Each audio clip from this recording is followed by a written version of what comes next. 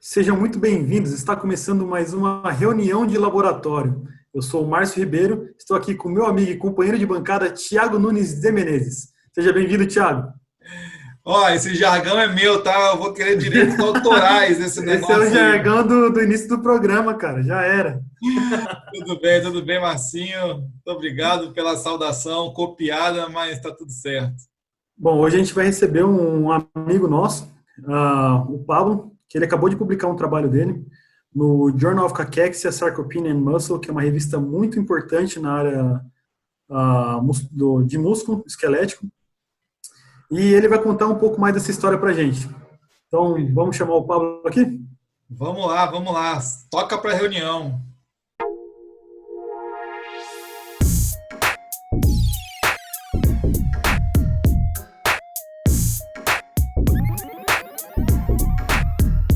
Estamos recebendo hoje, com muita satisfação, o pesquisador da Universidade de São Paulo, Pablo Abreu. Vou fazer uma breve introdução sobre o seu currículo, para que vocês também o conheçam. O Pablo ele é graduado em Educação Física pela Universidade Estadual do Vale do Acaraú, no Ceará. Ele é especialista em pesquisa científica pela Universidade Estadual do Ceará, mestre em Ciências Fisiológicas também pela Universidade do Ceará, Estadual do Ceará, doutor em Fisiologia pela Universidade de São Paulo e atualmente está no seu estágio de pós-doutorado no Instituto de Química da Universidade de São Paulo. Pablo, seja bem-vindo. Muito obrigado por separar um tempo aqui para conversar com a gente e falar do seu último trabalho recentemente publicado. Bacana. Obrigado, Thiago. Obrigado, Marcinho, pelo convite. Não, maravilha, Pablo. Eu também recebo os meus cumprimentos por essa publicação. Fico muito feliz em ver os colegas também sendo felizes e tendo sucesso. E eu queria te perguntar, antes da gente entrar de fato no seu artigo, essa pergunta que já virou tradição. Pablo, o que é ciência? É, Sendo bem reducionista, eu poderia dizer que ciência é o ato de duvidar, de investigar. Eu, certamente, Thiago, Marcinho, todos vocês que estão nos assistindo agora, apreciam a natureza. O investigador, o cientista, ele vai querer encontrar o a mais. E, na verdade, não existe uma verdade absoluta. O cientista, ele expande o conhecimento e abre portas para que uma nova descoberta ou a complementação dessa descoberta seja realizada. É como uma ilha do conhecimento, que cada vez mais ela se expande. Então, definindo ciência é curiosidade, é investigação, é crítica. O cientista tem que lidar muito bem com a crítica. Eu aproveito também e queria te perguntar, que eu sei que tem pessoas que estão no processo da carreira acadêmica, Pablo, assistindo, e eu queria saber como foi para você migrar da Universidade Estadual do Ceará, quando você terminou o seu mestrado, e vir fazer o doutorado aqui na Universidade de São Paulo.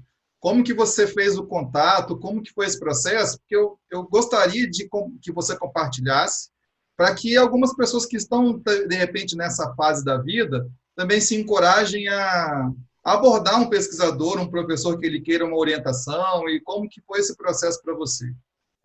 Sem citar nomes, mas uma frase que foi dita na TV alguns meses atrás por uma grande personalidade, dado o meu histórico de atleta, eu, na verdade, sou bem persistente. As condições na qual eu realizei a educação física, a licenciatura, que basicamente você se forma para dar aula em escolas, basquete, futsal, eu quis migrar, abrir a expansão do que se fazia na educação física, migrei para a Estadual do Ceará. E lá, na Estadual do Ceará, a gente não tinha um doutorado, apenas um mestrado.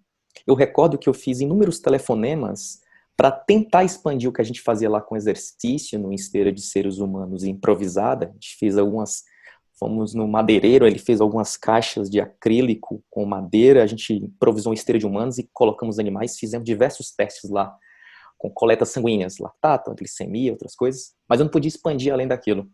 E eu queria ver algumas proteínas. Então eu tentei diversas vezes, na instituição lá na Estadual do Ceará, que era um telefonema interestadual, contactar o professor Rui. o Dr. Rui, que hoje é aposentado e mais tarde se tornaria meu mentor, né, no doutorado. Então, fiz diversos contatos com eles por telefone e uma vez deu certo. Então, eu consegui trazer amostras para São Paulo, fiz alguns experimentos durante aproximadamente 3 semanas, 4 semanas. Daí, então, surgiu o convite de realizar o doutorado. Eu voltei para Fortaleza, defendi o mestrado. Passado alguns 6 meses, eu ingressei no doutorado com o professor Rui, que muito eu tenho, que valorizo falar dele. Foram 3 anos e meio de uma excelente experiência. Depois disso, do professor Rui, na fisiologia no ICB, eu queria expandir o conhecimento, abranger o conhecimento para uma área agora envolvendo exercício, envolvendo a função das células satélite, mas agora com metabolismo. E a especialista que eu encontrei naquele momento, apesar do meu apreço ao Júlio, que inclusive eu conversei com ele para saber se as minhas ideias estavam convenientes, e que muito me aconselhou, eu aprecio muito ao professor Júlio, eu propus esse trabalho para a Alicia. Bom, então, já que você está falando dessa vontade de abranger o seu conhecimento para o metabolismo, vamos então para o artigo que saiu no dia 3 de agosto, né? Esse foi publicado numa revista de alto impacto e te convido para abrir a sua apresentação e a gente partir para o artigo. Bom, o título, só voltando, né? É uma revista que tem um bom fator de impacto, tem uma boa visibilidade na área de músculo esquelético. Aqui você consegue ver o meu nome, o da Alicia, que eu novamente agradeço a sua colaboração, a sua supervisão nesse trabalho.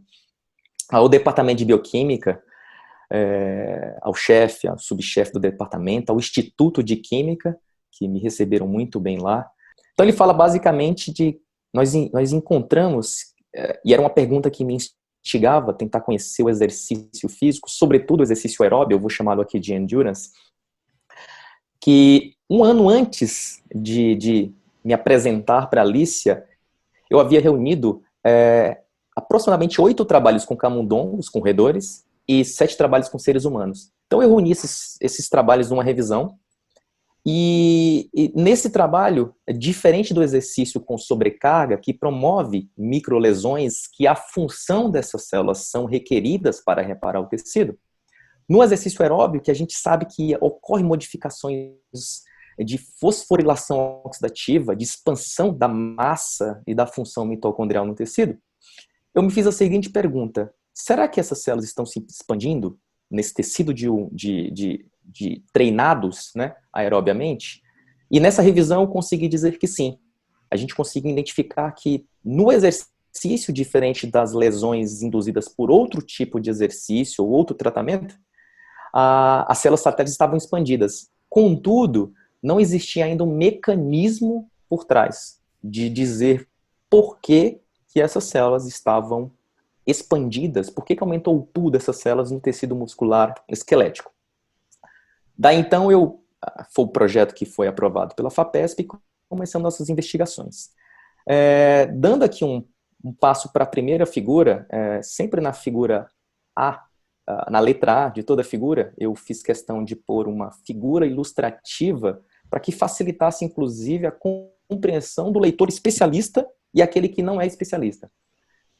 Nós temos classicamente o exercício feito em esteira para camundongos, né? Animais foram mantidos sedentários e outros animais escolhidos aleatoriamente foram exercitados.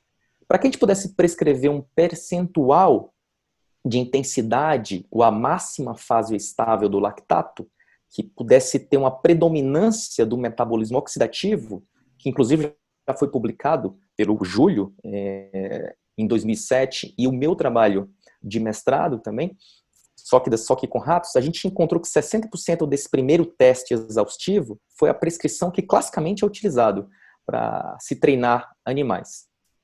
Passados 5 semanas de exercício, foi realizado novamente testes exaustivos. E classicamente, o que já se conhece, na figura 1, na letra B, C e D, a gente mostra que os animais exercitados aumentaram o tempo de permanência na esteira a velocidade alcançada foi maior e a distância também foi aumentada. São resultados clássicos de classificação de que os animais, de fato, aumentaram o nível de aptidão. Aqui na figura E e F e G, no repouso, esses animais foram medidos através da calorimetria indireta durante 24 horas, o consumo de oxigênio, a produção de calor e a atividade física espontânea, aqui nas primeiras horas da noite, que é quando eles possuem atividade, o acordar dos animais, né? E os animais exercitados estavam aumentados, também já conhecido na literatura, mas para a gente poder caracterizar o grau de aptidão. Na letra H e a outra do lado, nós testamos agora numa esteira com um teste exaustivo o consumo de oxigênio para nós observarmos se na exaustão esse consumo de oxigênio foi expandido. De fato, o consumo de oxigênio estava aumentado aqui no exercício e tal qual um teste que eu havia feito lá no mestrado, com o material que nós possuíamos, eu via o comportamento da glicose sanguínea. E se reproduziu o que nós havíamos observado, que a glicose era menor no período de exaustão e 10 minutos após a exaustão. Isso aqui nos animais exercitados. E me chama a atenção, Pablo, é que nessa figura aí, é que o animal exercitado ele tem um steady state de glicose, né? Ele não tem essa variação tão grande quanto o animal, digamos, sedentário, né? É bem interessante, eu não prossegui com investimento, com investigação nessa figura aí, que pode ser talvez um aumento da captação de glicose muscular com o treinamento, uma menor produção ou disponibilidade de glicose hepática na corrente sanguínea, podem ser várias coisas, mas eu fiz para quem tivesse um parâmetro, que inclusive eu comparei com os mesmos experimentos que eu fiz no mestrado com ratos, e se reproduziu os mesmos dados. Eu vi um artigo de muito tempo atrás, já que você está falando de captação, o exercício espontâneo, que não é nem esse caso, mas o exercício espontâneo aumentava muito a expressão de GLUT4 muscular, e a captação de glicose é basicamente mediada por esse receptor. Acho que por isso, inclusive, que se prescreve o exercício com intervenção terapêutica para o diabético, tipo 2, né? Se pudesse ter uma translocação induzida pela contração muscular para que essa glicose seja mais captada, independente da sinalização da insulina, é basicamente uma intervenção que a gente já vê publicado em diversos trabalhos, né? Dada, então, a caracterização do exercício físico, nessa figura 1, e será que o exercício aeróbio promove alguma função de regeneração no tecido? Nós observamos que na última semana de exercício físico, os animais eles diminuíram a massa corporal. E que essa diminuição da massa corporal ela não estava ligado a uma diferença do consumo de ração. Daí, então, os próximos passos seria nós observarmos se houve alguma alteração na área muscular ou na área de tecido adiposo, tecido gorduroso. E foi bem interessante, isso aqui também já é conhecido no exercício aeróbio, né? E não é sem querer que a gente observa que profissionais corredores de 5.000, 10.000, meia maratona, uma maratona, eles são magérrimos, né? Então a gente observou que o exercício nesses animais, ele teve uma preservação da massa muscular, contudo uma diminuição da área de tecido gorduroso, que está ligado possivelmente a essa redução da massa corporal dos animais. O próximo passo, então, era a gente agora pegar diferentes depósitos de tecido, aqui eu cito o sólio, o gastrocnêmio, o músculo tibial anterior e o EDL, né, o extensor digital longo, para nós vermos se a massa desses tecidos, de fato, não haviam sido modificados. E não foram modificados, não teve nenhuma diferença significativa. Aqui eu demonstro aqui a massa. O próximo passo agora, através de avaliação histológica, por coloração de hematoxina, eu quantifiquei a área de dois representativos tecidos musculares. O sólio com uma prevalência de fibras oxidativas e o tibial anterior com um tipo de músculo com fibras mistas com uma leve tendência a fibras mais glicolíticas. Ao final disso, a gente observou que não houve uma alteração na área seccional desses dois representativos músculos com o exercício e que não houve uma diferença na distribuição de frequência nesses dois músculos mencionados, o tibial anterior e o músculo sóleo.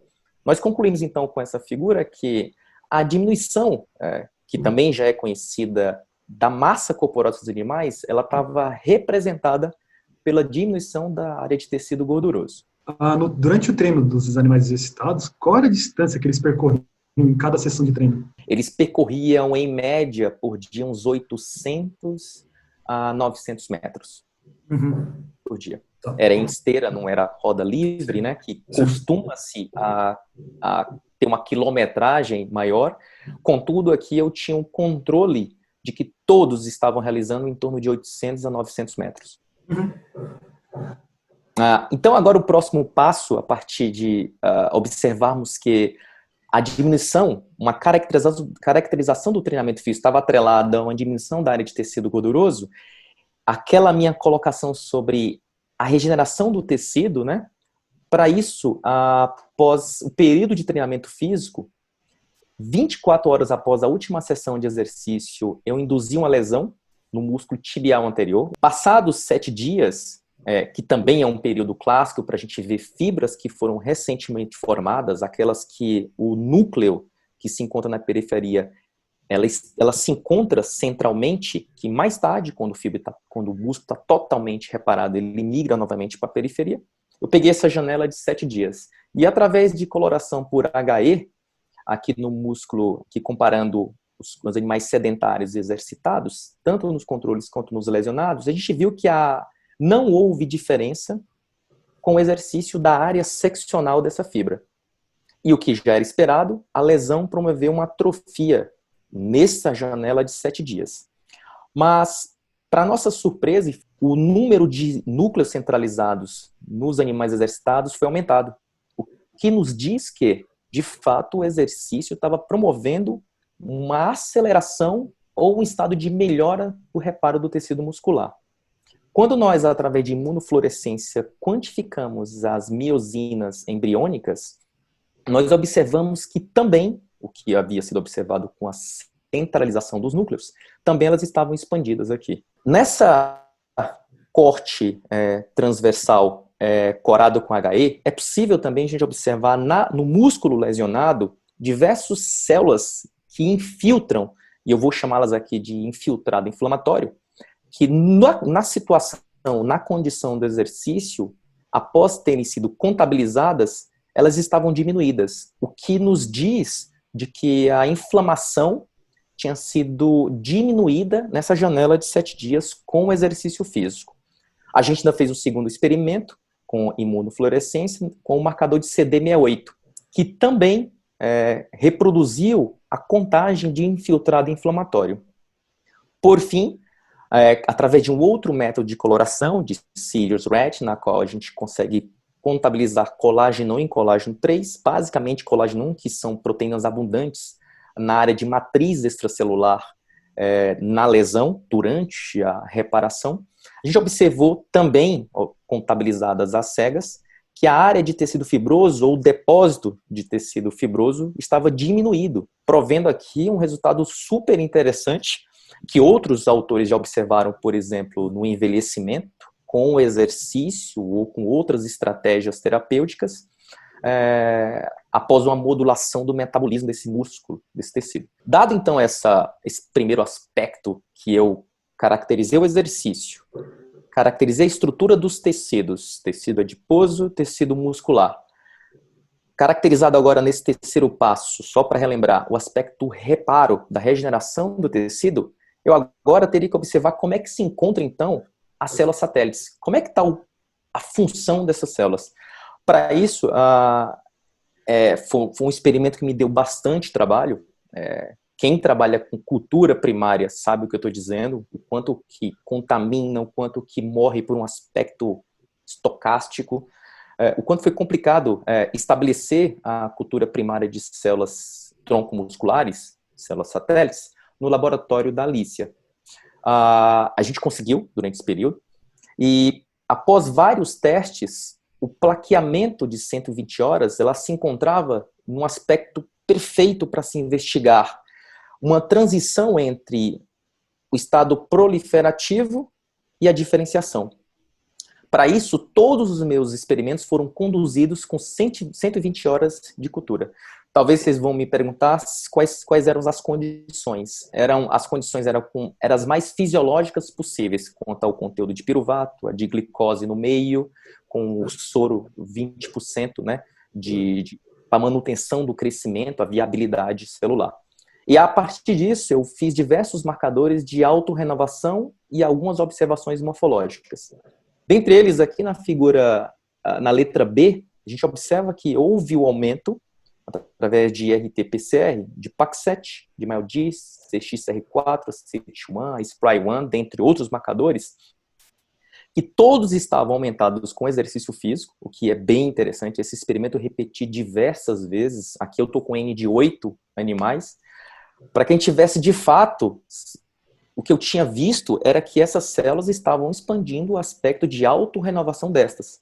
O que torna bem interessante agora a gente mencionar o seguinte: o que o metabolismo no músculo esquelético está fazendo com que essas células agora tenham uma diferenciação que não está direcionada para a diferenciação, a formação de miotubos e uma fibra muscular madura, mas para a autorrenovação, o que torna muito importante, por exemplo, na sarcopenia, que é a perda de massa muscular no envelhecimento, a caquexia, que é a perda de massa muscular através de diversas doenças, como, por exemplo, o câncer, em distrofias em que você tem uma exaustão do constante reparo-lesão, um estado inflamado, expandido, esses resultados de autorrenovação tornam-se muito importantes para uma possível investigação terapêutica. Aqui a gente estava só observando ainda uma correlação, exercício e autorrenovação.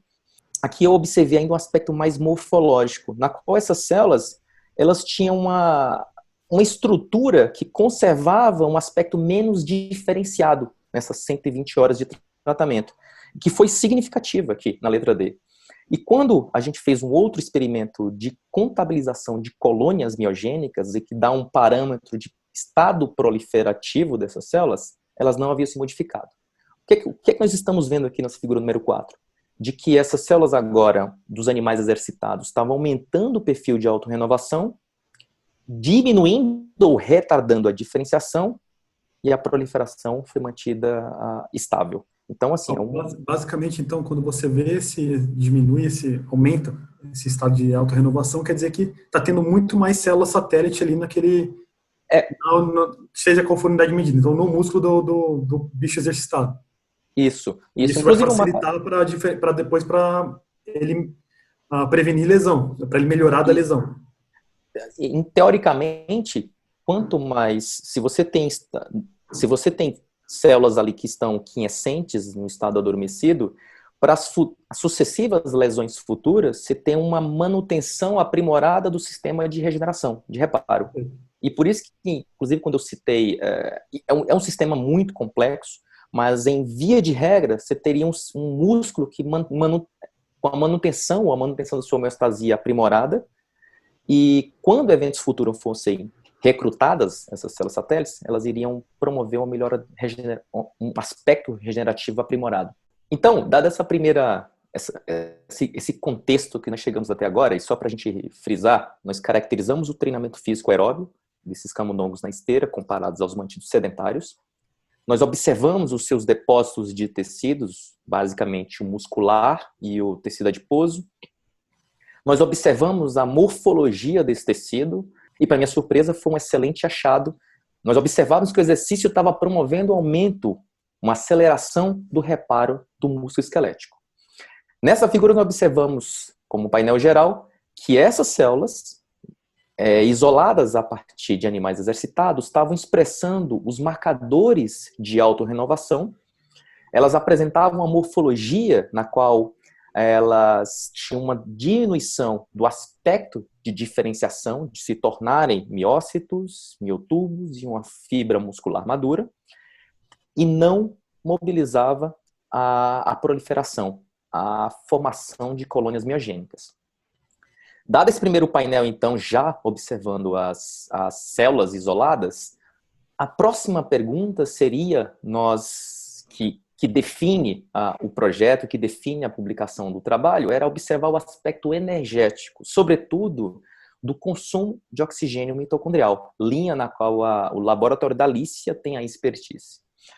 Nós, então, foi uma grande surpresa para mim, eu diria que foi como a primeira surpresa do tecido muscular mais regenerado, essa foi o grande achado do trabalho.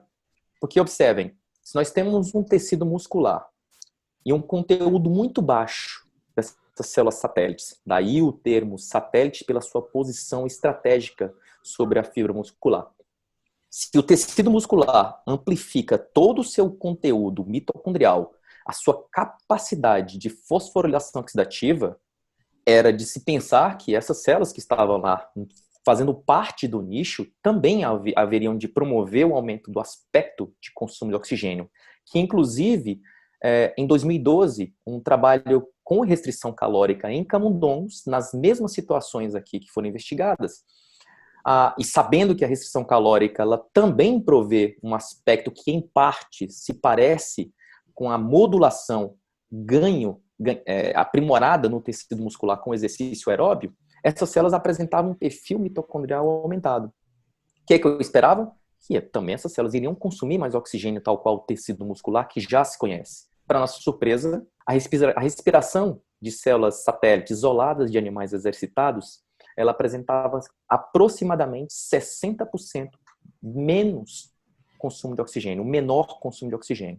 E todos os outros marcadores, como o consumo de oxigênio basal, o consumo de oxigênio linkado à produção de ATP, o vazamento de prótons, a máxima capacidade de consumo de oxigênio, a capacidade de reserva, a respiração não mitocondrial, estavam todos significativamente diminuídos. Nós temos aqui, então, um panorama de que houve uma reprogramação metabólica dessas células induzidas pelo treinamento aeróbio sistemicamente. Porque a gente vai pensar no exercício, a gente vai considerar que o exercício mexe com tudo, né? Mas em essas células isoladas, plaqueadas e medidas o seu consumo de oxigênio, todos os parâmetros metabólicos estavam diminuídos. Então nós teríamos bastante aqui... curioso também, porque geralmente essa redução de respiração acontece geralmente em uma disfunção celular, né? Só que no caso aí é totalmente o oposto. A célula está ficando mais eficiente e ela está respirando menos. Totalmente... Bom, não só você, eu também não esperaria algo do tipo. Eu considero que foram 24 horas eu pensando nisso aqui, dizendo assim, cara, não pode, eu vou olhar tudo de novo. É isso. Eu olhei tudo de novo e falei, é isso. Vou olhar para a matriz, vou lá no Seahorse, vou olhar todos os dados brutos, vou botar novamente e falei assim, é isso. Então é ciência, aquilo que de fato eu não esperava e que tornou-se bem interessante. A gente tem aqui talvez uma reprogramação, uma reprogramação dessa célula, na qual ela tornou-se, pelas evidências já publicadas em outros contextos metabólicos, mais quiescente. Ela proveu agora uma amplificação do seu estado mais econômico, eu diria. Quando a gente mediu, eu fiz em diversos tempos de administração de cultura dessas células, o conteúdo de DNA mitocondrial normalizado pelo nuclear, eles não foram modificados, então a gente não tem uma variação da massa mitocondrial aqui. E quando eu medi diversos marcadores mitocondriais que podem sugerir uma variação da massa ou da sua dinâmica, como por exemplo a mitofusina 1 e 2, a OPA, a DRP e a FIS1, que sugerem, né, uma variação da sua maior fusão ou fissão, eles não estavam modificados. Então nós temos de fato... A OPA não deu diferença ali não, Pablo? Não. Eu tenho um ND8 aqui e ela não foi significativa. Mas esse teste, quando você analisou isso aí, você fez um teste T para cada proteína. Isso. Para cada, Isso, na verdade, RNA dessas proteínas, né? Você não colocou tudo na cada amostra, DNA. não, né? Bom, e também, assim, o que joga de acordo com a sua história é, você avaliou ali provavelmente o DNA deles, então, tipo, a relação não mudou, e vamos supor assim, que esteja diferente a expressão proteica de OPA, que você fez a estatística não deu, mas que esteja diferente, a maioria dela, todas as outras proteínas, a maioria delas está tudo igual, assim, dá para ver, é visível que está tudo igual, então, tipo, Uhum. tá tudo igual, assim, uma Tem uma proteína boa outra que pista, fuja né? Eu diria. não vai mudar o resto dos outros resultados, então. Isso.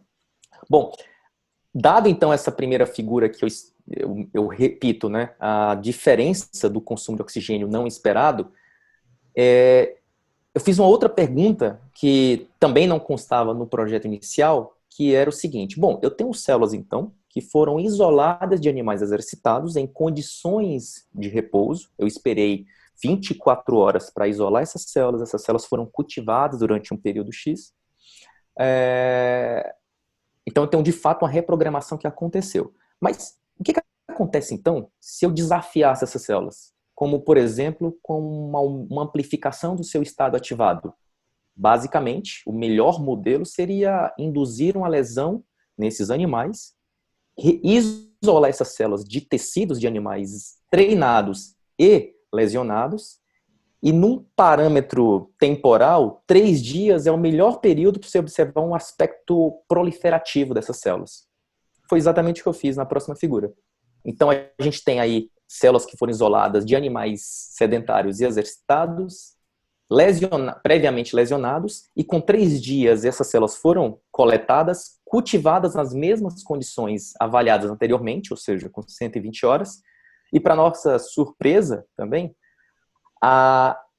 eu poderia traduzir esses resultados em que o consumo de oxigênio, ou o status metabólico não foi modificado, como essa célula de animal exercitado que tem uma diminuição do consumo de oxigênio, uma condição não lesada, ela é tão responsiva quanto a dos sedentários quando ela é desafiada. Por exemplo, como pelo melhor parâmetro, a lesão.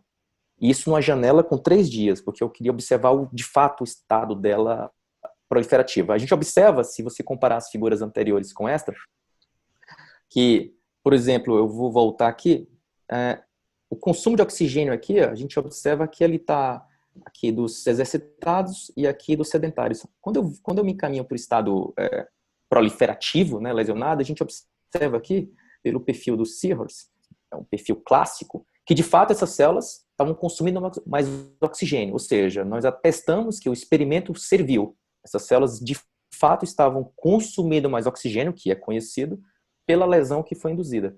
Mas, Pablo, Uma pergunta, e aqui no caso, aí tá pós-lesão, e a lesão ela não alterou o consumo de oxigênio das células. Então, a célula controle, tanto as células satélites sedentário controle, dos eles, exercitados. isso era esperado? Eu poderia. O resultado anterior eu tinha uma sugestão, uma hipótese, no estado não lesionado. Nesta condição, eu não sabia o que esperar. Será que está aumentado? Será que continua diminuído? Será que não vai se modificar? Então, foi um Na verdade, eu resultado estou para dizer pensando assim: assim, as duas células controle com lesão e sem lesão. Assim, de novo, eu não trabalho com célula satélite, então leigo nesse aspecto, mas ah, eu esperaria talvez uma redução, ou não, isso seria, na verdade, o esperado era que não reduzisse o consumo de oxigênio mesmo. a gente já tem um conhecimento que o perfil bioenergético dessas células tronco, eu poderia citar células endoteliais, hematopoéticas, dentre outras células de pele, elas de fato, temporalmente, quando elas são ativadas ou conduzidas para diferenciar, se ela muda o seu perfil Perfil. bioenergético. Ela sai de um perfil mais oxidativo, transita para um perfil mais glicolítico durante um determinado estágio da proliferação, depois se modifica novamente um perfil mais oxidativo, que depende da fosforilação oxidativa mitocondrial. Aqui eu esperava que fosse mudar, mas eu não sabia o que poderia acontecer, se Para cima ou para consumiria baixo. mais oxigênio. Talvez, assim, eu pensaria o seguinte: olha, ela permaneceria com perfil de consumo menor, a dos animais exercitados. Logo, nós teríamos células mais econômicas para se respaldarem de reparar o tecido na figura 3 que nós mostramos, né? E no Não caso, sei. assim, ele não teve uma diferença. Você tem alguma sugestão do porquê isso está acontecendo? Assim, não está nem para baixo nem para cima? Eu posso sugerir uma responsividade quando ela é desafiada, que se iguala à situação dos animais sedentários, e que o perfil de consumo de oxigênio ela não se modula. Talvez seja... eu tenho um bom parâmetro aqui, que inclusive vou mostrar, eu olhei aqui para a figura e lembrei dela. A figura número K, aqui, em que eu medi a formação de colônias miogênicas, que dá um parâmetro proliferativo.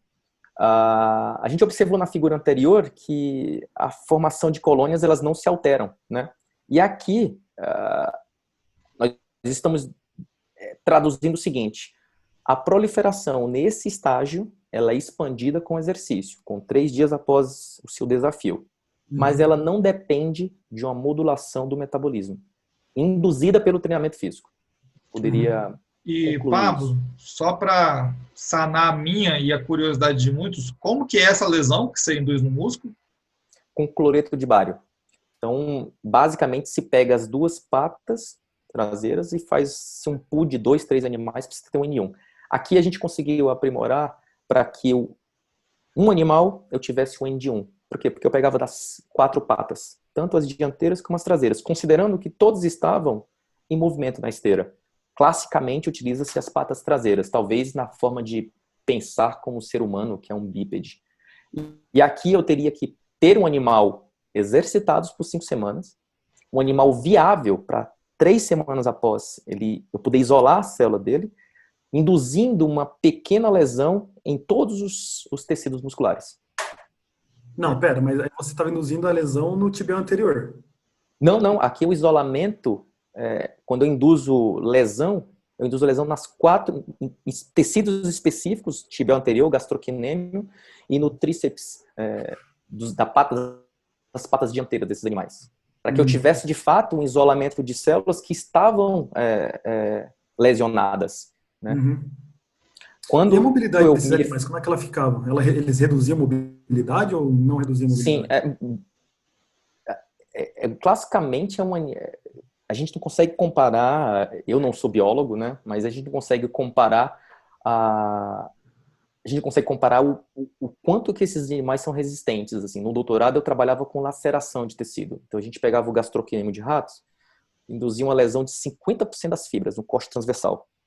Os animais acordavam, a gente suturava o tecido, não o músculo, apenas o tecido, e após esses animais acordarem da anestesia, eles estavam andando na caixa, estavam subindo para comer, para beber. Algo absurdo quando a gente pensa em traduzir isso para um ser humano, né?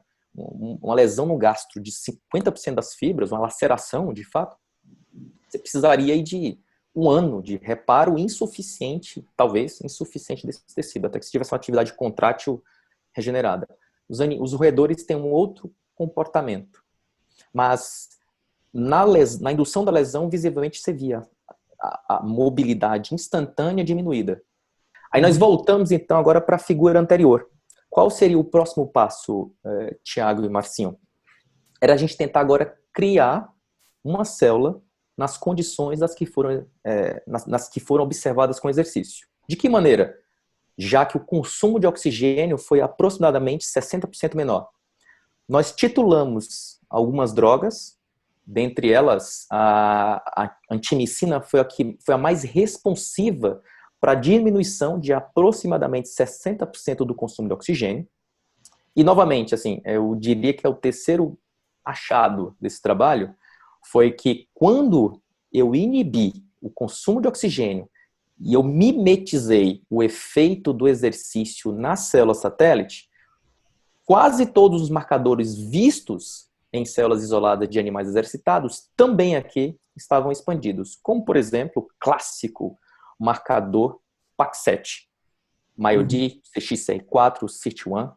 De fato, essas células elas tinham transitado para um estado ativado e que elas estavam aumentando o seu perfil de self-renewal, ou de autorrenovação. Então, basicamente, a gente olhou, e isso aqui foi o terceiro grande achado do trabalho. A Alicia, que é mitocondrióloga, ficou muito contente com esse resultado. E para agora, já finalizando, Algo que também eu tive algumas dificuldades, porque até então eu não conhecia grupos que haviam feito transplante de células em outros hospedeiros. Daí eu fiz alguns testes e a gente conseguiu. Qual foi o experimento? Era olhar agora se essas células isoladas de animais exercitados ou de animais que tiveram seu consumo de oxigênio parcialmente deprimido com a antimicina, se quando agora transplantadas em um outro hospedeiro, no animal que não foi exercitado, mas foi previamente lesionado, ou seja, eu tinha um nicho ali que conduzia para que engraftment, ou seja, a formação dessas células, contribuíssem de fato com a regeneração. Foi o que nós observamos aqui. Todos os aspectos morfológicos aqui demonstrados através de coloração por HE ou por imunofluorescência foram feitas às cegas, as lâminas. E, ao contrário do nosso experimento inicial, né, na qual nós vimos que o exercício amplificou a centralização de núcleos, aumentou a formação de fibras miosinas recentemente formadas, as miosinas embriônicas, nessa condição de células que agora participaram do reparo, trazidas do exercício, trazidas da antimicina, elas não aumentaram a centralização desse núcleo. E tampouco aumentaram, aqui apesar de uma pequena diferença, mas não foi significativo, de miosinas embriônicas. O que me felicitou com esse experimento foi que o infiltrado inflamatório foi diminuído nessas duas situações que eu já mencionei, de células que foram transplantadas em um animal previamente lesionado, para que facilitasse a participação dessas células na regeneração, após os 7 dias, a única janela com 7 dias, tá? Para a gente olhar para aquela figura número 3, e que aqui o marcador CD68 também se traduziu tal qual o infiltrado inflamatório. Então eu poderia concluir nessa última figura que células de animais exercitados, células em que nós mobilizamos a diminuição do consumo de oxigênio nessas células, mimetizando o efeito do exercício, participam de alguma maneira da amplificação da regeneração muscular, não através de núcleos centralizados ou miosinas embriônicas aumentadas, mas de uma menor inflamação, promovendo em parte uma melhora do reparo. Poderia traduzir assim. Eu tenho até uma figurazinha aqui final. Essa figura traduz mais ou menos o seguinte: o exercício de endurance promoveu uma reprogramação do metabolismo em células satélites, em células tronco musculares, via inibição parcial do consumo de oxigênio mitocondrial, que promoveu um aumento da autorrenovação dessas células, promoveu uma melhora da função de reparo desse tecido, naquela janela de possível aceleração da regeneração, que em parte promoveu após o transplante, uma amplificação do reparo do tecido via diminuição da inflamação. Geralmente, quando a gente submete o trabalho para uma revista, ele passa pela revisão pelos pares, e eles sugerem colocar algumas coisas, tirar outras coisas. Aí eu queria saber, assim, quais foram as sugestões, o que eles pediram para vocês tirar ou colocar nessa história que não vinha da história inicialmente pensada por vocês. Legal. Esse trabalho basicamente voltou 3 vezes.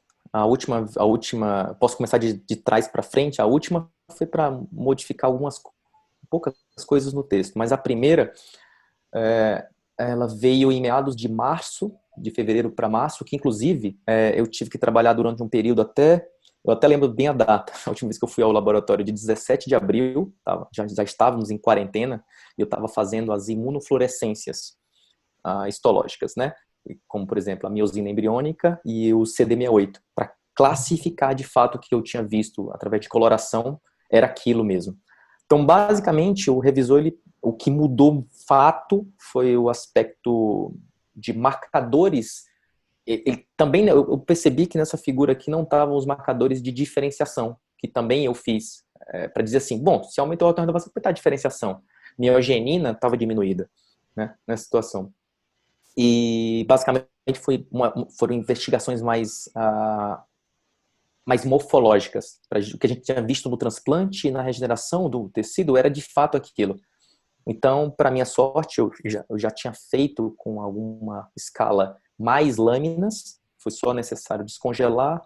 Algumas eu tinha um tecido, foram precisos cortar, colocar, corar, e a gente deram errado no começo, lógico, né? Mas aí, quando deu certo, a gente teve o resultado. De 17 de abril, eu saí do laboratório do professor Brito, lá no ICB1, que muito me auxiliou com o criosstato, com o computador, com o microscópio. O seu técnico do laboratório, o Adilson, eu devo muita gratidão a eles. Que, embora distantes, estavam me auxiliando, eu estava com a senha do laboratório lá sozinho. Mas, basicamente, foi essa a primeira vez. Na segunda vez, eu não recordo bem, que a gente precisava reavaliar algumas coisas. E a terceira foram coisas de texto mesmo. Mudou pouca coisa, então. Foi. Perfeito. Pablo, eu novamente te cumprimento e queria dizer que você foi muito modesto a dizer que o impacto dessa publicação o impacto da revista é um impacto bom, porque, se eu não me engano, o impacto é 12, e cá entre nós é um excelente impacto, né? Bom é um impacto 4, é um impacto 5, né? Parabéns mesmo, é um trabalho fantástico, e é o que você falou, trabalho de 3 anos e meio, fazendo, né, trabalhando duro no laboratório, e resultado, agora vocês escolhem os frutos desse tempo todo. Bom, eu me dou por satisfeito por essa apresentação, e eu vou chamar aquela vinheta maravilhosa da Dica do Colegiado.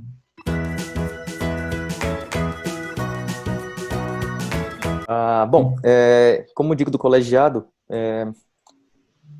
colocando a situação atual na qual nós temos ganha, assim, bastante informação com as redes sociais, mas também perde-se bastante tempo com redes sociais, um que eu acho que é muito interessante é o Twitter. Lá você consegue visualizar, no mundo todo, pesquisadores que fazem parte do Twitter, o que está sendo recentemente publicado. Então você vê vagas de doutorado, de pós-doutorado, prêmios que são lançados, congressos que são planejados em condições não pandêmicas, mas para o ano que vem, presenciais ou não. Então, o Twitter é uma excelente ferramenta para você divulgar o que você está fazendo, você visualizar o que os outros estão fazendo, e você está ali na fronteira do conhecimento. Em segundo lugar, eu colocaria como algumas newsletters aqui que a gente tem presentemente, nas condições ainda, eu faço uma ressalva aqui, de cortes na pesquisa, cortes na CAPES-CNPq, e a projeção parece não ser tão boa, mas nós estamos aí lutando para que a gente não tenha, a gente tem, na verdade, uma promoção do que é feito aqui, com mais investimento. Mas nós temos excelentes newsletters aqui, como, por exemplo, da FAPESP, do Jornal da USP, vídeos como o que vocês agora trazem com muita coragem aqui, pegando o tempo de vocês, que é preciosíssimo no laboratório, para repetir um experimento que não deu certo, com todas as frustrações que um pesquisador sabe o que eu estou dizendo. Então, divulgando aqui a informação de ciência que é feita de uma maneira séria no país. Dentre outros, o Nunca Vi o Cientista também é um bom canal. Newsletters como, por exemplo, do CEPID, Redoxoma, do ICB, do IQ, com o Departamento de Bioquímica. Basicamente isso. Maravilha. Marcinho, a sua dica? Bom, minha dica do colegiado vai ser um documentário que está no Netflix, o Indústria Americana, que eles mostram uma fábrica de uma montadora que fecha nos Estados Unidos, e vem uma empresa chinesa, com a cultura chinesa, os líderes da empresa chinesa, todos chineses, e eles mostram esse conflito cultural, e eu acho que foi bem interessante para mim acompanhar, foi bem divertido também. Esse documentário, ele ganhou o Oscar, não foi? Se eu não me engano, ganhou, e ele é do primeiro da produtora do Barack Obama. Então, foi bem legal assistir. Uau, legal.